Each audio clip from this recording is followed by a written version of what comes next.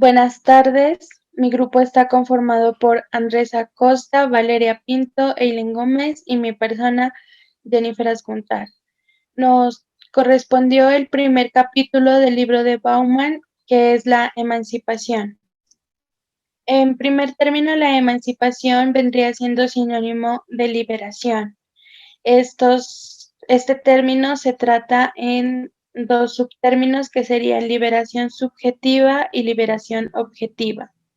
La liberación subjetiva es la libertad de hacer las acciones por el deseo. Sin embargo, no se tiene en cuenta las consecuencias que ésta trae. La liberación objetiva es cuando se tiene restricción a través del razonamiento. Quiere decir que cada acción tiene una consecuencia.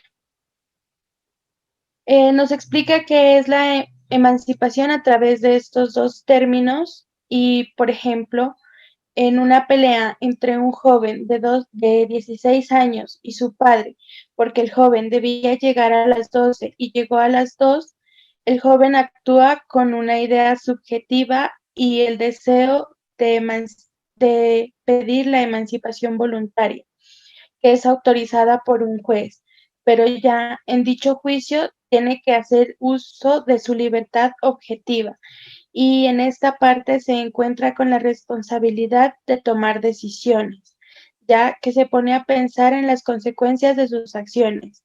En, por ejemplo, si se va de la casa y su padre no se responsabiliza de él, ¿quién pagará los gastos de su escuela, comida, entre otros?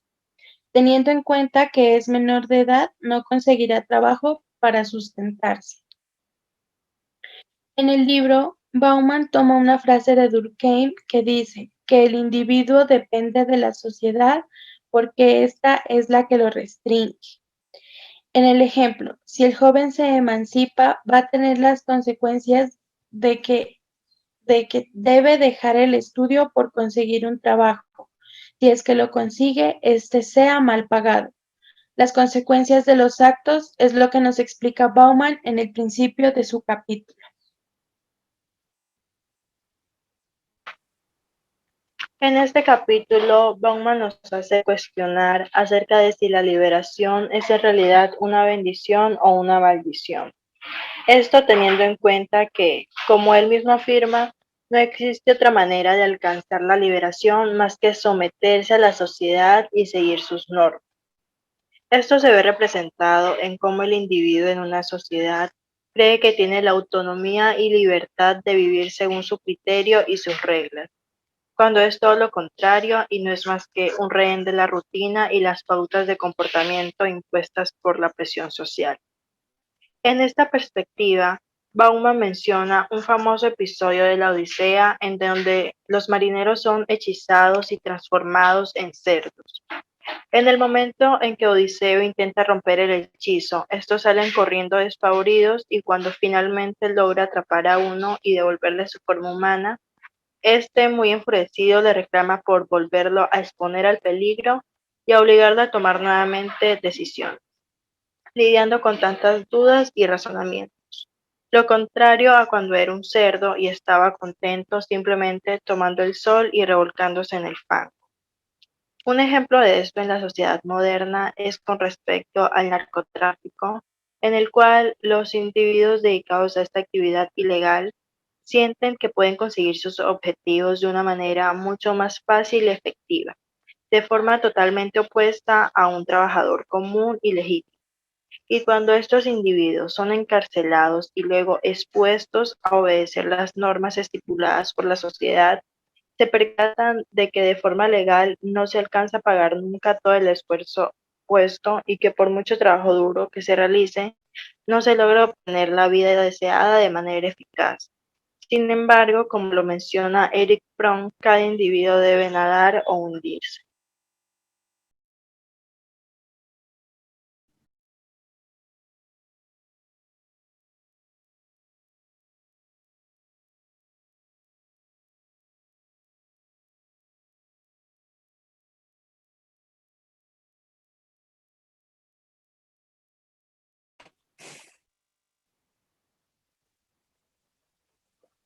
Los azares y los cambios de fortuna.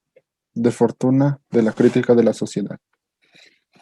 En esto, Bodman nos muestra que la sociedad está en constante cambio. También nos da las pautas y nos muestra cómo era la sociedad anteriormente. Nos muestra una sociedad que se denomina pues una sociedad sólida. ¿Qué sucede en este caso? O sea, una sociedad sólida es aquella que se rige por normas establecidas y sin ninguna otra crítica o sin ninguna otra forma de que se pueda implementar. En la modernidad líquida, Bodman nos enseña que la sociedad está en constante cambio, como lo hacen los líquidos, a los cuales se les puede dar forma, se los puede controlar y también pueden cambiar. ¿Qué nos muestra en este capítulo? Nos habla de la libertad como una forma de vivir y nos hace la pregunta de ¿somos totalmente libres? En este caso, hablamos de que, pues, en realidad no somos totalmente libres. Somos seres regidos por la sociedad. La sociedad es quien nos muestra las conductas y las formas de vivir en sociedades grandes, en sociedades de seres humanos. Un ejemplo de esto es, por ejemplo, podemos colocar una persona que renta en un hotel, que renta piezas en un hotel. Nos damos cuenta que les da el suficiente espacio para que pues puedan vivir tranquilamente, puedan descansar, digámoslo así, pero que, ¿cuál es la condición que nos da la sociedad? La sociedad, la condición que nos da es que esas personas que viven en la comunidad deben, primero que todo, hacer silencio. No es una norma establecida como tal, pero nos muestra que la sociedad rechaza las conductas que van, pues, alteran el orden. Entonces, pues aquí nos enseñan que las personas que están rentando ese lugar deben de hacer silencio, deben de comportarse, porque son normas previamente establecidas por la sociedad. No están escritas, pero están establecidas por la sociedad. También nos habla de la libertad de la forma sociedad persona. Sociedad, no, perdón, Estado-persona. ¿Qué nos quiere decir esto? Que el Estado también, en su normativa legal y todo, pues lo que se considera cohíbe a las personas y nos muestra una libertad eh, bajo las leyes del Estado, que, o sea, es exactamente muy parecido a a la libertad que nos muestra la sociedad, solamente que en la libertad del Estado las normas están previamente establecidas escritas en la Constitución o bueno, en los estándares que la sociedad se rija. Nuestra sociedad es una sociedad capitalista, se habla también de una de las sociedades socialistas, ¿no? Pero ¿qué nos habla ahí? Nos dice que en todas las organizaciones políticas y en todas las organizaciones de estándar, intentar dominar al pueblo, intentar que el pueblo esté bien y esté comunicado, nos hay cohibiciones. Los seres humanos no somos totalmente libres con respecto a, pues, a la sociedad en sí.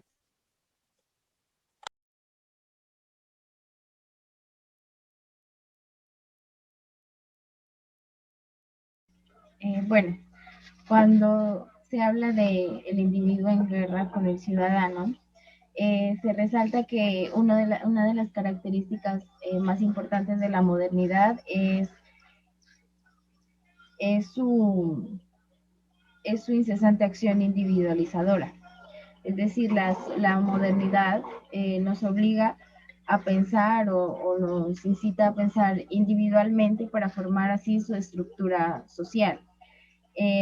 La sociedad da forma a la individualidad, pero cada miembro de la sociedad debe dar forma a la misma sociedad. Es decir, cada individuo es formado para que su núcleo encaje y para que las otras personas lo acepten y se adapte a sus costumbres, formas de pensar, de actuar. También en esta acción individualizadora se da la división de clases. Es decir, que la división de clases es una consecuencia del acceso desigual a los recursos que necesitamos. Por eso no todas las personas tenemos acceso a las mismas oportunidades y si unas tienen el camino más fácil para llegar a lo que quieren, habemos otras personas que pues vamos a tener que pues que esforzarnos un poco más para conseguir lo que queremos, porque no tenemos o sea, las mismas oportunidades. Siempre se ha confundido o hemos tenido la idea errónea de que lo que necesitamos es igualdad, que todos tenemos que tener lo mismo, pero en realidad eso no es así, porque la equidad es la que nos da a cada quien lo que merecemos y es lo que en la sociedad pues se podría necesitar aún más que la igualdad. Eh, la acción de los individuos consiste en reformar y renegociar diariamente la red de lazos mutuos que llamamos sociedad. O sea, cada día, cada individuo debe trabajar para ser parte de esa sociedad. La modernidad nos exige o nos implanta la idea de que tenemos que encajar en nuestro grupo social o en nuestro núcleo social porque de no ser así vamos a ser rechazados. Y al ser rechazados, pues no nos vamos a encontrar, no nos vamos a encontrar en el contexto en el que debemos estar y eso pues va a ocasionar problemas porque nos enseñan a pensar de una manera en la que siempre tenemos, aunque individuales, siempre tenemos que hacer parte de esa estructura social. Por ejemplo, ahora estamos viviendo un proceso de aislamiento, bueno, gracias a la pandemia, y esto ha hecho que no se nos diga que pues debemos alejarnos de las otras personas, porque si nos acercamos nos contagiamos, no debemos dar la mano, porque nos vamos a contagiar o nos vamos a morir. Entonces esa es una forma en la que nos enseñan a vivir solamente con nuestro núcleo familiar.